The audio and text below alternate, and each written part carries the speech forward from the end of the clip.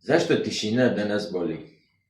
Tišina danas boli ne zato što je prazna, nego zato što u njoj više nema distrakcije. U tišini nema notifikacija, nema lažnog dopamina, nema buke koja te sprečava od samog sebe. I zato je ljudi izbjegavaju.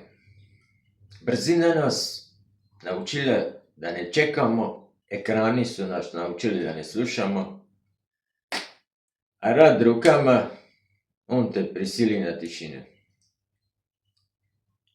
Kamen ne reagira na žurbu, ne zanima ga tvoja nervoza.